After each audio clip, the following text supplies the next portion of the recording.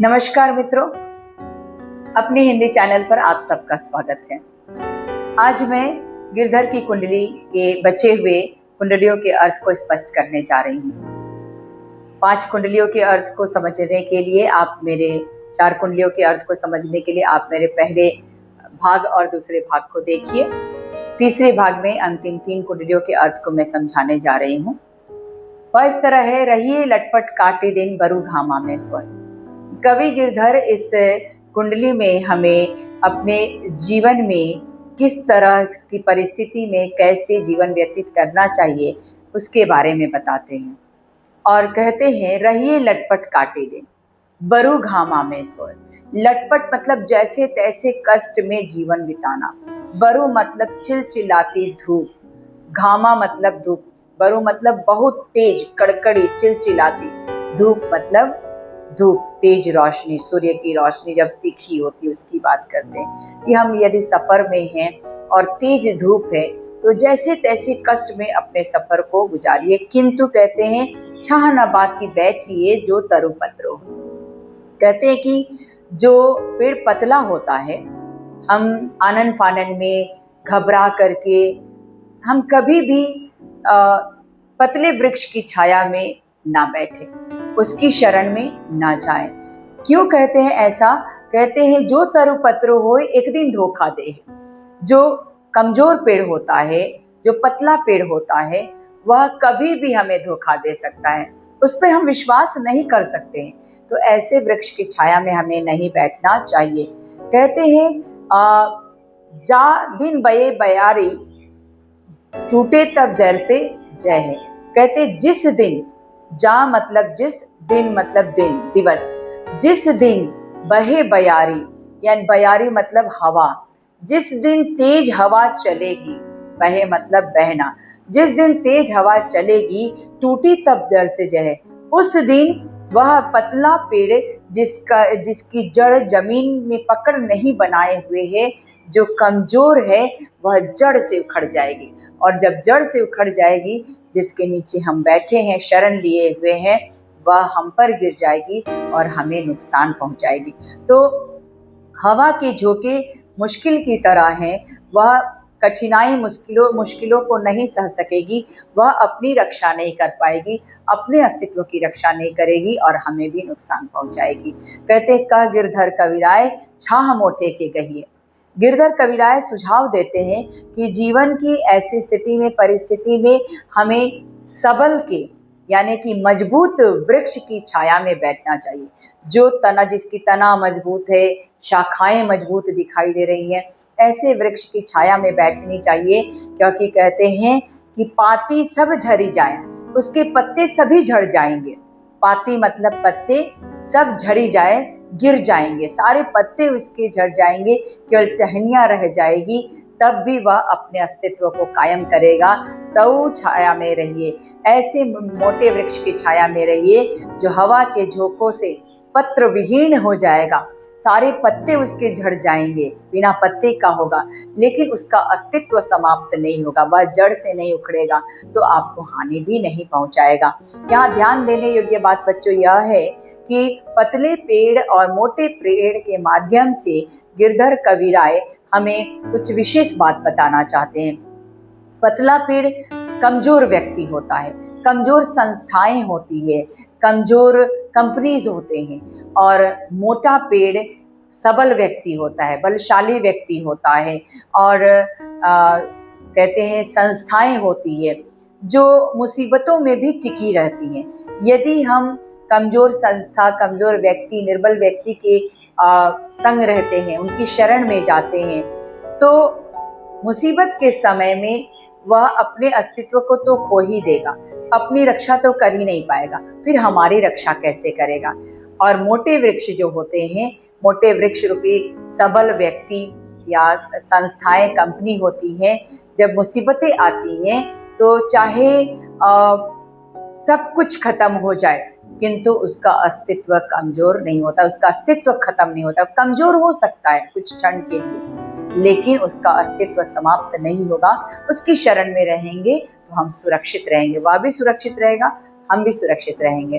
तो इसलिए हमें अच्छी कंपनी, सबल व्यक्ति, समृद्ध व्यक्ति की शरण में अपनी मुसीबत के क्षणों में सहारा लेना चाहिए। तो इससे प्रश्न होता है कि लटपट काटे दिन का क्या मतलब होता है, इससे कवि क्या कहना चाहते हैं, कैसे वृक्ष की शरण में रहना चाहिए, कैसे वृक्ष की छाया में नहीं रहना चाहिए और क्यों नहीं रहना चाहिए, इन प्रश्नों के उत्तर लिखे जा सकते हैं। अभी अभी जो अर्थ बताया उसी को ध्यान में रखते हुए जब हम इन प्रश्नों पर गौर करेंगे तो हम उत्तर देने में भी समर्थ हो जाएंगे। अगली कुंडली में कवि गिरधर जो हैं वह परोपकार की भावना को बताते हैं कि मनुष्य को परोपकारी होना चाहिए। परोपकार का महत्व क्या होता है, यदि हम परोपकारी होते हैं तो जीवन में हमारा कैसा परिवर्तन आता है, इसे बताते हुए कहते हैं, पानी बढ़े नाव में, घर में बाढ़े दाम। नाव जो होता है जो पानी में चलता है, यदि उसमें जल भर जाता है, आवश्यकता से अधिक जल भर जाता है, तो हम अमूमन क्या करेंगे, क्या करते हैं, अपने नाव डूब जाएगी तो हम भी डूब जाएंगे, मेरा जीवन समाप्त हो जाएगा। तो ऐसी स्थिति में हमें क्या करना चाहिए? कवि कहते हैं कि जब नाव में पानी बढ़ जाता है तो नाव को डूबने से बचाने के लिए हम नाव के पानी को निकालें। कहते हैं, पानी बढ़े नाव में, घर में बाढ़े दाम। जिस तरह से नाव में पानी बढ़ जाता है, घर में बाढ़े दाम, यानी कि दाम यहाँ कीमत और मूल्य नहीं है, धन दौलत से, संपत्ति से अभिप्राय है। कवि कहते हैं कि घर में जब आवश्यकता से अधिक धन संपत्ति हो जाती है, दो हाथ उलीझिए यही सयानों का।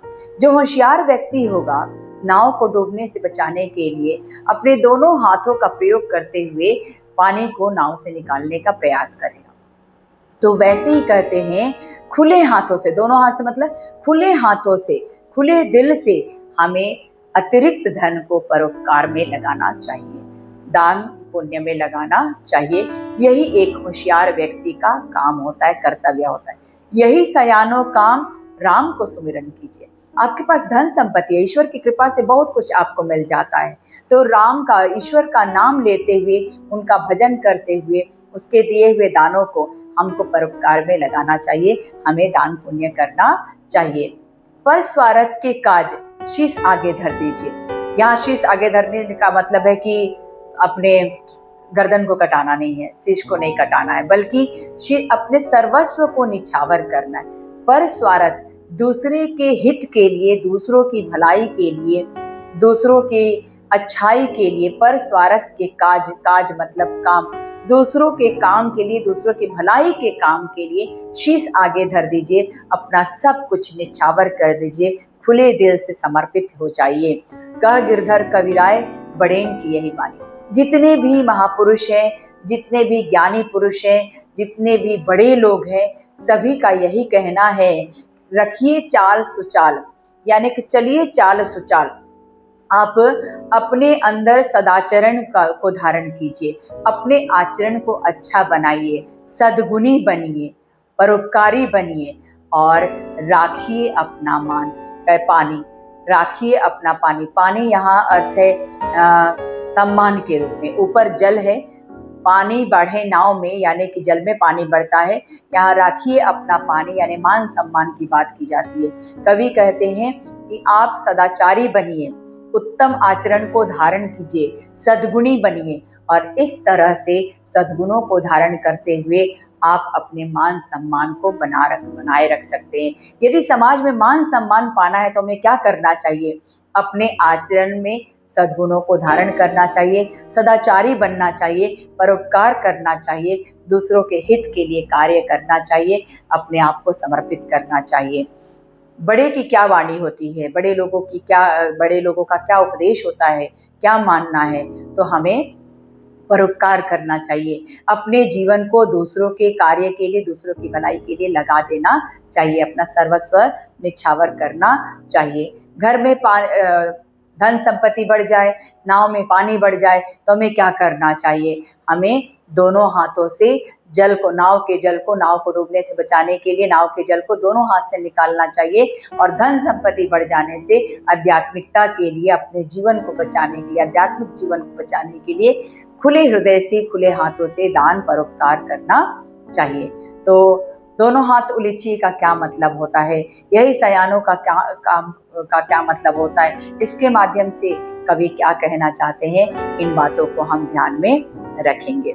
आखिरी कुंडली है इनका, जिसमें व्यवहारिकता की बात की जा रही है। व्यवहारिक ज्ञान कवि हमें दे रहे हैं, नैतिकता से परिपूर्ण ज्ञान दे रहे हैं, औपचारिक अनौपचारिक बातें बता रहे हैं कि हमें जीवन में क्या करना चाहिए, क्या हमारे लिए उचित है। बच्चों, हम सभी जानते हैं कि हमें क्या करना चाहिए, क्या नहीं करना चाहिए, लेकिन उसे जीवन में आत्मसात नहीं करते, उसे अपनाते नहीं है। तो गिरधर की इस कुंडली को हम देखें, जो काफी वर्ष पहले, बहुत वर्ष पहले लिखा गया है, लेकिन आज भी प्रासंगिक है। यदि इसे हम अपनाते हैं तो हमारा मान सम्मान बढ़ता है, हम दूसरे के रोष के भागी नहीं बनते हैं। कहते हैं, राजा के दरबार में जैसे समय आ पाए। यहाँ राजा एक प्रतिष्ठित सम्मानित बड़े व्यक्ति के रूप में प्रयोग किया गया है। जिस तरह से राजा के दरबार में हम जाते हैं तो वहां जाने से पहले हम समय लेते हैं। कवि कहते हैं कि जब हमें समय दिया जाता है, जो समय दिया जाता है, उसी समय पर हमें जाकर मुलाकात करनी चाहिए, राजा से मिलना चाहिए। अन्यथा ऐसा हो सकता है कि समय पर हम यदि उपस्थित ना हो तो राजा हमसे मिलने से इनकार कर सकता है, वह हमसे बात नहीं करेगा, वह नाराज हो सकता है और हमें यूं ही लौटना पड़ सकता है। बिना पूछे भी जाएंगे तो संभवतः मुलाकात नहीं हो, वह व्यक्ति कहीं और चला जाए या कहीं उसे और जाना हो और वह पर्याप्त समय हमें ना दे पाए। इसीलिए सदैव समय लेकर जाना चाहिए और जो समय हमारे मिलने के लिए निर्धारित हो उसी समय पर हमें मिलने जाना चाहिए। साई तहां न बैठिए जहां को उदय उठाए। कहते हैं कि ये मनुष्य, उस जगह पर मत बैठो जो तुम्हारे लिए सुनिश्चित नहीं है। हम यह जानते हैं कि हमारे लिए यह नहीं है, विशिष्ट अतिथियों के लिए हो सकता है, वहां मत बैठिए, क्योंकि ऐसी जगह पे बैठने से उठा दिए जाने की संभावना है। अब बच्चों सोचो, आप जाके भरी सभा में आगे आप बैठे हुए हो और व्यवस्थापक आकर कहता है, महोदय यह विशिष्ट अतिथियों के लिए है, आपके लिए नहीं है, आप कृपया पीछे जाएं। वहां क्या होगा? ऐसी स्थिति में हमारा अपमान हो जाएगा, बड़ी सभा में अपमान हो जाएगा। तो ऐसे अपमान से बचने के लिए गिरधर कविराय कहते हैं, वहां मत बैठिए जहां आकर कोई आपको उठा दे।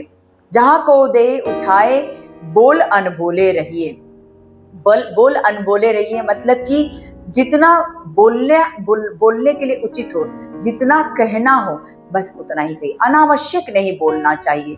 नाप तोल कर बोलने से फायदा होता है, अन्यथा हम बेबाक बोलते जाते हैं, हमसे नहीं पूछा गया, जो नहीं पूछा गया वह भी हम बोलते जाते हैं, तो उससे हमारा नुकसान हो जाता है, हम मुसीबत में पड़ सकते हैं। जो नहीं बोलना है वह भी बोलेंगे तो संकट हमारे सामने आ जाए, तो अपने पैरों पे कुल्हाड़ी हम मार लेंगे। तो हमें यह ध्यान देना है कि नाप तोल करके जो उचित है हमें वही बोलना चाहिए। हंसिए नहीं हहाए।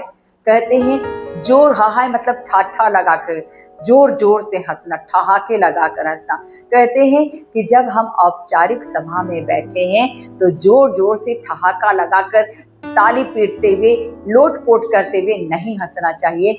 ये सभ्य आचरण नहीं है, एक शिष्ट व्यक्ति का यह आचरण नहीं है। यदि हम औपचारिक सभा में, मीटिंग में इस तरह से करते हैं तो हम असभ्य व्यक्ति माने जाएंगे। तो कहाँ हम हंसेंगे? यह हम सोच सकते हैं, तब हंसेंगे कब? खुलकर कब हम जीवन जिएंगे? तो कवि इसके लिए कहते हैं, जब अनौपचारिक सभाएं होती है, जब हम अपने दोस्तों के साथ, अपने मित्रों के साथ बैठे हुए हैं, अपने रिश्तेदारों के साथ बैठे हैं, तो हम खुल करके, वह अनौपचारिक सभा है, वहाँ शिष्टता की कोई सीमा नहीं रह जाती, कोई दायरा नहीं, वहां पे हम जोर जोर से खुल करके हंस सकते हैं। कवि कहते हैं, बात पूछे ते कहिए। कुछ लोगों की आदत होती है, किसी और से पूछा जाता है, उत्तर कोई और दे देता है, तो ऐसा नहीं होना चाहिए। यदि आपसे बात पूछा जाए तभी आप उसका उत्तर दीजिए, अन्यथा आप मत बोलिए। आपसे जब तक ना पूछा जाए आप उसका उत्तर मत दीजिए। दूसरे के बदले में बोल करके आ बैल मुझे मार करने की आवश्यकता नहीं है। कह गिरधर कविराय समय सो कीजिए काजा। बहुत सुंदर से कवि गिरधर ने इस कुंडली में व्यवहारिकता की बातें की हैं और कहते हैं कि समय का मोल पहचानो, अपने काम को समय पर कर लो।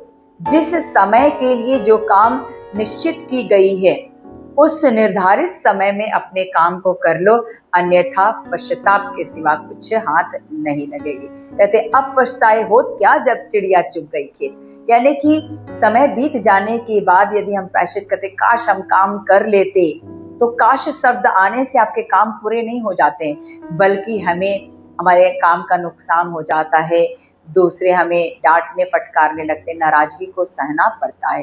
कहते अति आतुर नहीं हो। आतुर मतलब बेचैन, अति मतलब बहुत। बहुत बेचैन नहीं होना चाहिए। जीवन में धैर्य बनाए रखना चाहिए। अपनी बात को कहने के लिए, बताने के लिए, सुनने के लिए हमें धैर्य बनाए रखना चाहिए, अन्यथा बहुरी अन्न खहे राजा। यदि हम धैर्यवान नहीं है, बीच में ही टपक जाते हैं और अपने काम को जल्दी जल्दी करके ख़त्म कर देते हैं, तो वह काम पूर्ण नहीं हो पाता है, सही नहीं हो पाता है।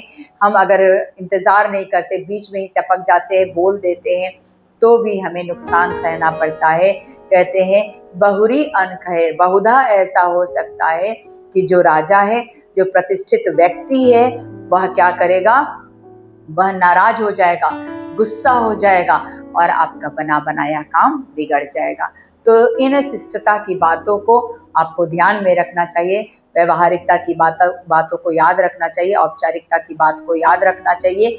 नियम जो बनाए गए हैं दरबार के, राज दरबार के, या नैतिकता की जो बातें कही गई है, शिष्टता की बातें कही गई है, उसे ध्यान में रखना चाहिए। तो इस कुंडली का प्रसंग क्या है, इसमें लेखक कवि ने शिष्टता की बातों को बताया है, व्यवहारिक ज्ञान दिया है, जिसमें समय पर काम करने से क्या होता है, राजा कब नाराज और गुस्सा हो जाता है, क्यों हो जाता है, हमें अधीर क्यों नहीं होना चाहिए, मनुष्य के लिए कब बोलना उचित है और कब अनुचित है, मनुष्य को कितना बोलना चाहिए, क्या मनुष्य को वाचाल होना चाहिए।